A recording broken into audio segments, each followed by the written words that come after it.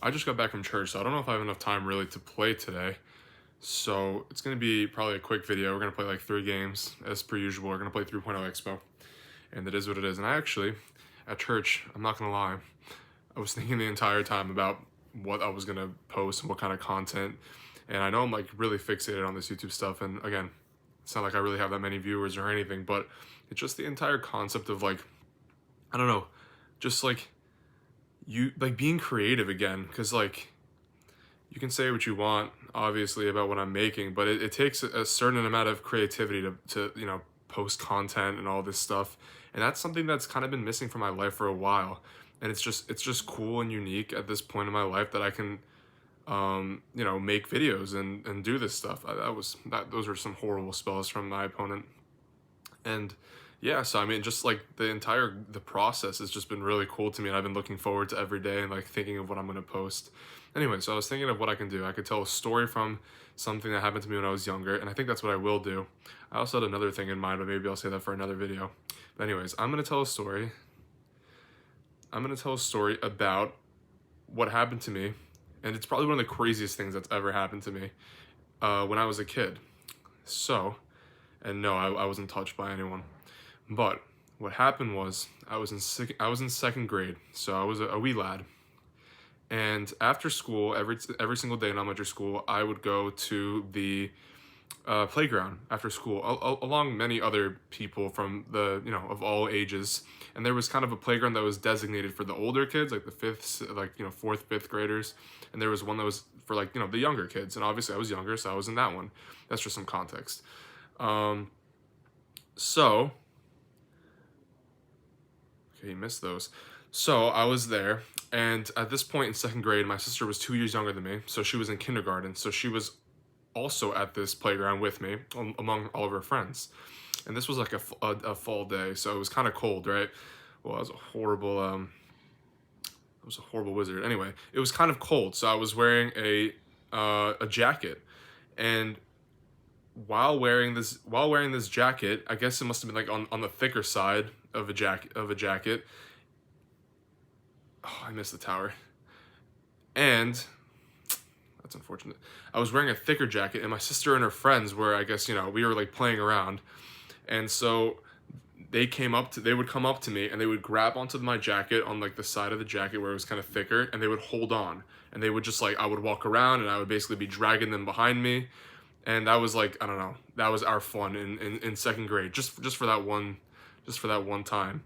Anyways, it was a lot of her friends, and there was one of them that I wasn't really familiar with. A bunch of them were like, family friends. I knew them for a while, but one of them I didn't really know. And she was also participating in the game, because she wanted to be involved.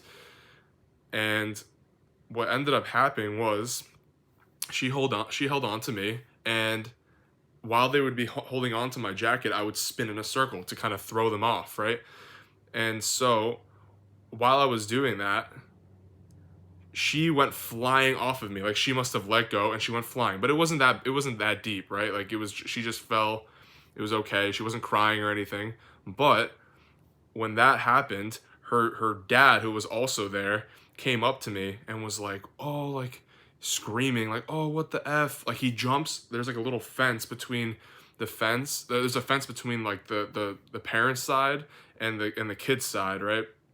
Of the playground, and he jumps over, and he literally is like charging at me. I'm in second grade, by the way. I'm like a literal child. He's charging at me, and he comes over, grabs me by the jacket like here, and lifts me up all the way into the air. And I'm at this point, I'm like, what the actual, like, what is going on? And I start crying because like I'm literally getting like manhandled by this dude that I don't know who he is. And then I start crying, and he's like, "Oh yeah, like now you want to cry, you're a sissy," all this shit, like talking shit to me. I'm like 8 years old, and he's like chirping me for crying. And my mom is there, and she's like in shock too. And he starts like running. Oh, I lost. Anyway, he starts running over to the actual school, and my mom is also following him, and they're like talking about like between each other, like, she's like, "What, why would you do that, why would you do that?" And they go to the principal's office to, I guess he wanted to tell me to the principal's office, and my mom's following him. I'm fucking sobbing, and I don't really understand what's going on. And I mean, at the time, I was a big troublemaker, so it was like kind of used to me. I was kind of used to getting in trouble, so I thought this was all my fault. Like I thought it was just like, oh yeah, I fucked up again, right? Like I'm just a troublemaker. That's not in range. Please defend that. Okay. I was a big troublemaker at the time, so like it was normal for me to be in these situations where I'd be going to the principal's office, right? That's so unfortunate. Um, it was normal for me to be in those situations, right? And like in my brain, I'm like, I feel like I did something wrong in that situation, but like I'm the victim there. But as a kid, like I'm like crying, I'm like hoping my mom doesn't like, ground me or get mad at me. And my mom is also just like completely like almost traumatized from it, that she watched some guy just literally lift her son up like this. Like I thought he was gonna punch me or something. But yeah, and I got home, and like my mom was crying, I was crying, like my dad didn't really understand what happened, and that shit was crazy. Again, like I thought that was my fault. I kept like apologizing, like I thought, but like I was a kid, like I had no malicious intent behind, I didn't even mean to throw this girl. Like it's not like I threw her to the ground. I was spinning. That was like the game that they hung onto my jacket, and I was spinning. She let go, and this crazy ass dad came up to me and like literally tried to kill me. Yeah, and that's what happened. And then like I think ended up turning out that the guy had like problems. I think he was an addict. It was some crazy shit, right? Damn, I'm getting pieced up right now. But yeah, that was a story. And like just thinking about that shit, man, it was like, again, like that's the biggest thing. Like I was a big troublemaker. So I like for a long time, until I gained like an actual conscience, thought that was my fault, and I thought that like I deserved that. But like obviously that's not the case, because that's ridiculous. Anyways, let's try to win a game, because we've been playing like absolute ass. I think this should be a lock. Yeah, this should be a lock. Okay, yeah, this is not a hard counter at all. I'm just playing like absolute buns. Okay, we're gonna go in again. He's gonna go in with a wall breaker here, but no, he's not actually. That's fine. We're gonna take his tower, I think, here. He's gonna go in with a... No, he's not gonna go with a wall breaker. He will now. No, he's not. Okay, I'm horrible at these shots. Anyways, we're gonna win this game. Yeah, I've been playing like ass today. But that was the little story I kind of wanted to tell, because I mean that was like one of the craziest things that's clearly ever happened to me. But yeah, I went to church today too. And I was kind of, like I was saying, I couldn't really think, because I was just thinking about fucking content, what to post, like actual degenerate. And I felt like an asshole for it, because like, I'm supposed to be there, like locked in with God. Like I'm religious. Obviously I'm going to church, I'm religious, but that means something to me. And I couldn't really focus, just because it's been this like new thing that's been like grabbing my life. And so the past week, I kind of also wanted to touch on this. So I figured I'll just do it at the tail end of this video. Last week I was in Rome, and our flight got canceled, so on the last day we decided, all right, let's go to the Vatican. So we go inside the Vatican, where the Pope is and everything, if you guys are also aware of religious stuff. So we go inside the Vatican. It's the craziest thing I've ever seen in my life, like with hands down. Just like the most like ridiculously humongous church ever. Like everything there was insane.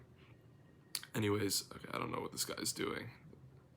I mean, again, like the craziest thing you could ever even imagine was like, and so I had the opportunity to go to confession there. So like, I haven't been to confession in like a couple months, and they had live confessions. So I was like, all right, like I'm gonna go and confess. It took a little, actually my mom was saying like, I should do it. Because I knew that I was meaning to go to confession, because I hadn't in a while. And I don't know, I was intimidated. Like, dude, I'm in Vatican. Like, this is the craziest thing I've ever done in my life.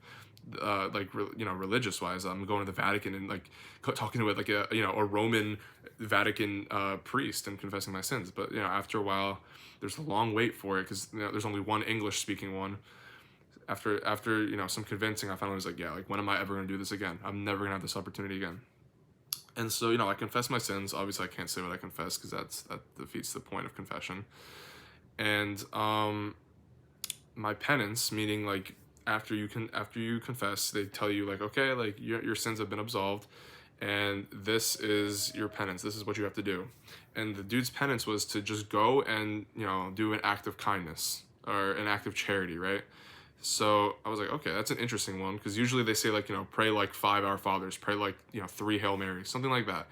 But this one was a little bit different, right? Because I mean, I haven't really gotten a penance like that one before, and like this whole like last week since I've gone to confession after that, I've just been kind of thinking about that, um, like did I complete my penance, right? Like did I go and do these things that he told me to do, and like I never felt sure if I really like completed it. But then today I was kind of thinking in mass, and I was like, what if that's the point? Like, what if that's the point, that he made it so arbitrary, like go and confess your sins, right? What if that was the whole point? That like I didn't know if I completed it or not, so it sticks in my head, so that I keep on, like, you know, like thinking about it and like keep on doing it, right? Like, what if that was his point? Which like, and now I'm kind of thinking, yeah, that probably was the point of that, right?